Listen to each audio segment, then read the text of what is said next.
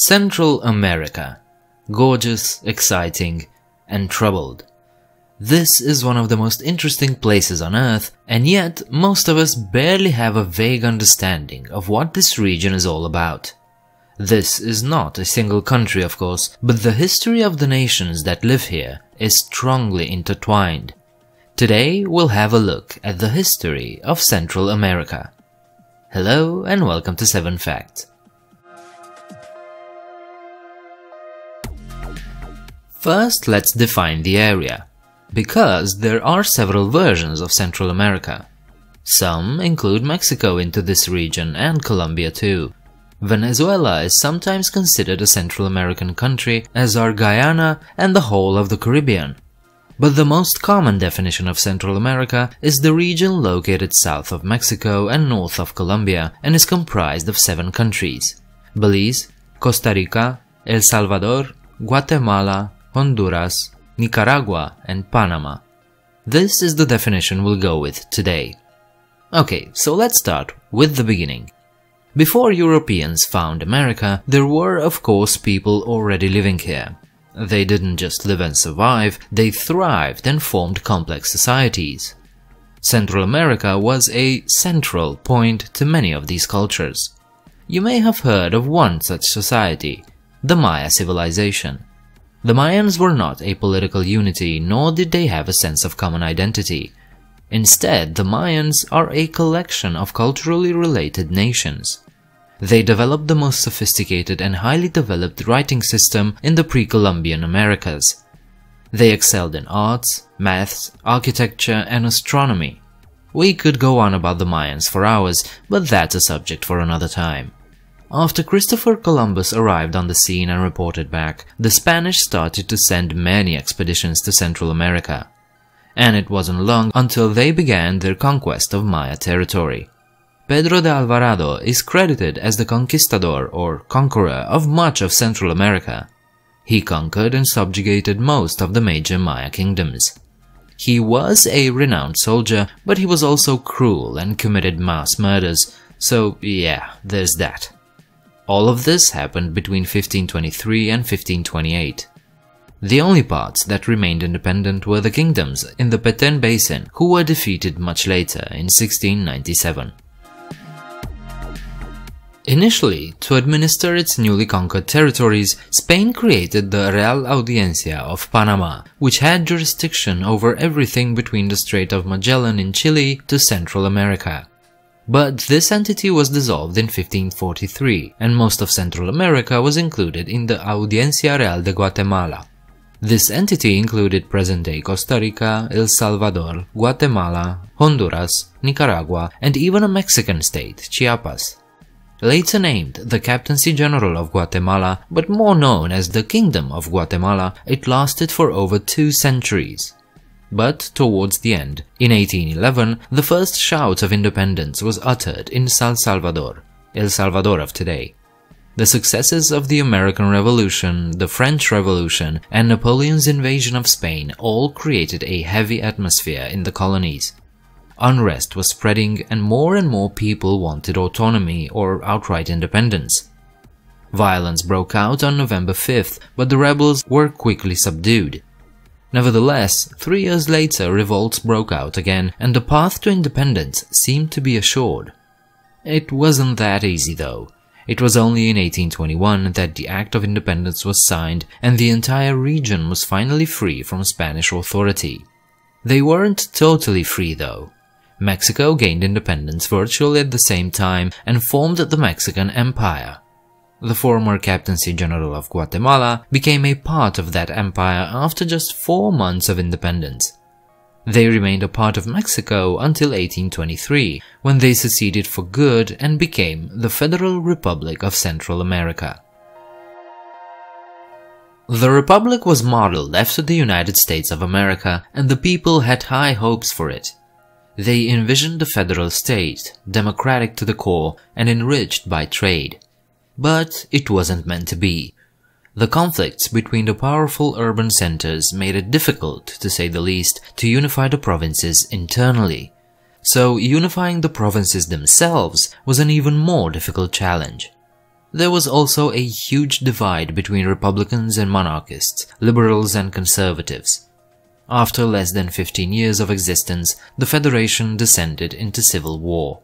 One by one, each nation seceded, but the wars had devastating effects and created a divide that is felt in the region to this day. By 1840, the Federation was no more. But this wasn't the end of the story. In 1842, a new attempt to unite the region was made, this time calling it the Confederation of Central America. It failed. In 1852, the Federation of Central America was again created, and again it failed. In 1896, the República Mayor de Centroamérica emerged, and then died 3 years later. The last attempt occurred in 1921, but it was destined to fail right from the start. It lasted less than a year.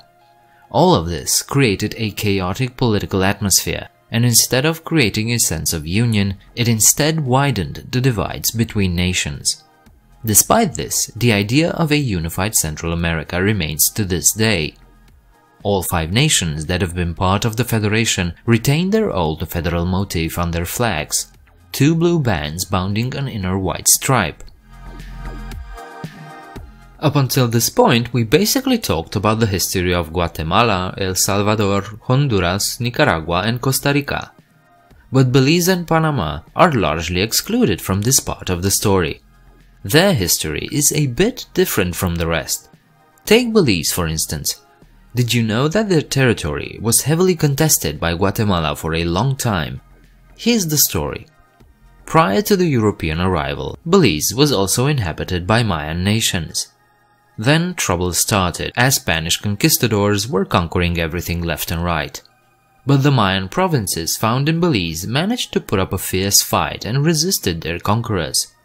So Belize became sort of a refuge from the Spanish invasion.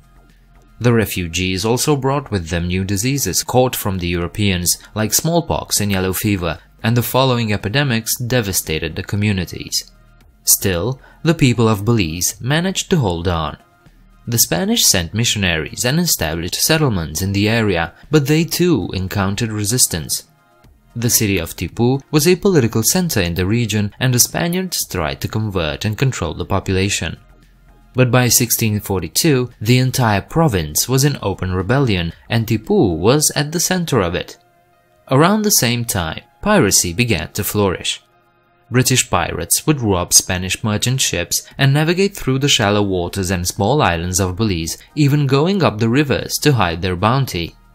They also sacked Salamanca de Bacalar, the seat of Spanish government in southern Yucatan, and that ended Spanish control over 2 Mayan provinces in Belize.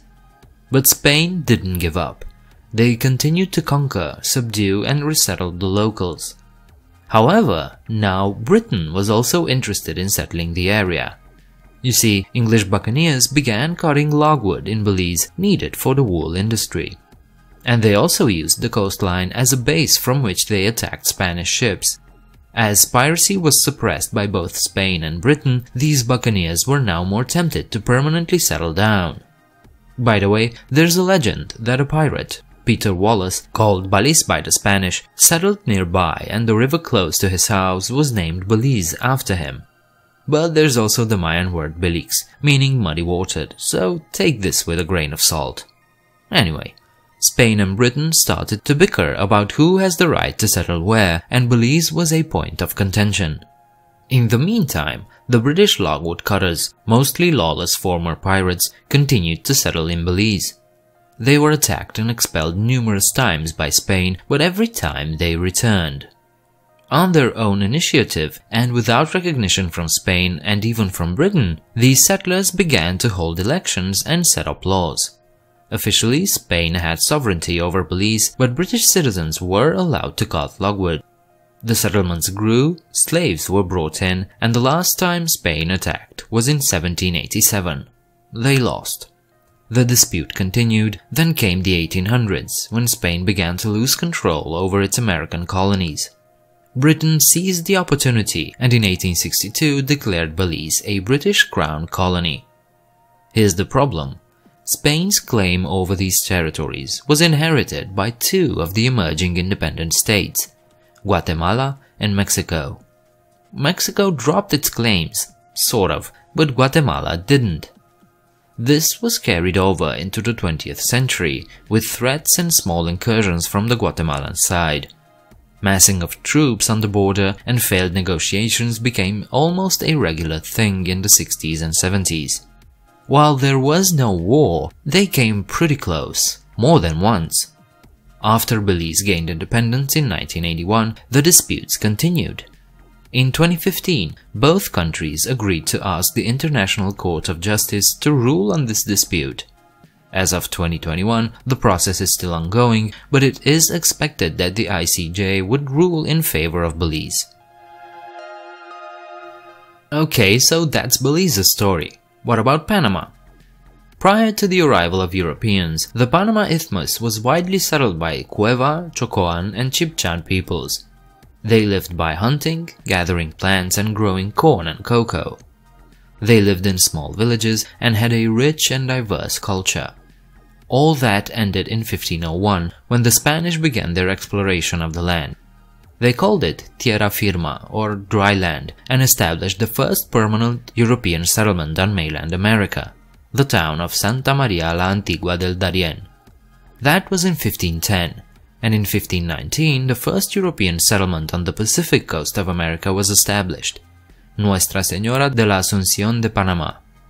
Today that settlement is called Panama City and is the capital of the country. For over 300 years, Panama was part of the Spanish Empire, and it played an incredibly important role. On the one hand, Panama was the source of expeditions and conquests both to the north, Central America, and the south, including the conquest of the Inca Empire in present-day Peru. On the other hand, Panama's position as the midway between the Atlantic and the Pacific meant that this place was the center of the Spanish transatlantic treasure and trade fleets. It would also serve a similar purpose to those going to Asia, connecting Southeast Asia and Latin America via Spanish Philippines. Panama became prosperous and powerful and helped create the first modern global empire, the Spanish Empire. By the way, on a side note, Panama was also the site of the Darien Scheme, an attempt of the Scottish Empire to establish a colony. It failed, and the ensuing debt the kingdom accumulated actually contributed to the union of Scotland with England in 1707. Anyway, back to Spain. By the 18th century, Panama's power dwindled. Many ships preferred to sail around South America to reach the Pacific because the Panama route was expensive, slow, and labor-intensive. Keep in mind, there was no Panama Canal, so you had to unload your merchandise, transport it on a rough terrain to the other side, and reload it onto another ship. Plus, the route was prone to pirate attacks. Also, Spain's power in Europe was weakening, and by this time there were lots of other more important Spanish colonies in the Americas. In 1713, Spain established the Viceroyalty of New Granada, which encompassed Panama but wasn't to the liking of the province's seniority. Doesn't really matter though, because a century later New Granada achieved its independence in 1819.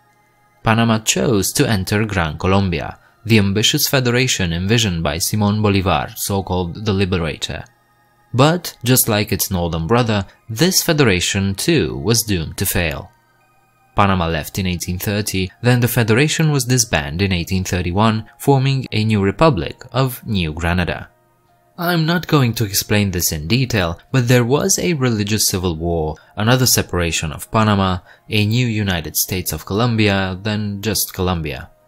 In the meantime, the United States wanted to become the dominant anti-European power in the Western Hemisphere and, among other things, made a deal with the Grenadians. The US received a right-of-way across the isthmus and the right to intervene militarily to ensure neutrality. This paved the way for numerous US interventions in Panama. Panama became a big deal after 1882. Attempts to build a canal that would cross the isthmus were made ever since the beginning, in the 1500s. But in 1882, the first proper construction began, led by Ferdinand de Lesseps, the same French guy that built the Suez Canal. This endeavor though failed, due to many outbreaks of malaria and yellow fever, landslides, and so on.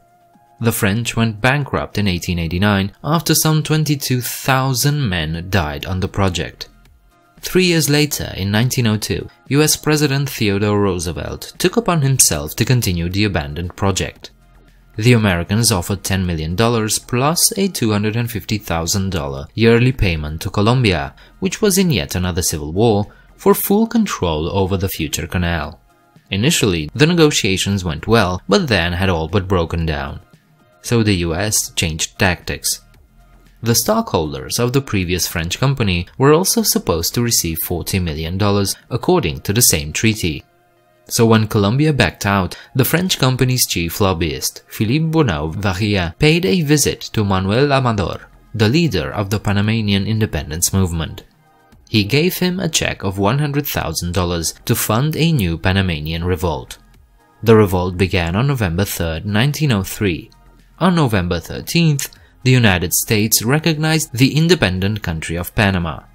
Panama separated from Colombia with support, including military, from the United States. In return, the US built and basically had full control over the canal. That lasted until 1977, when the US agreed to hand over the canal zone wholly to Panama. So we've arrived to more recent times. How is Central America today?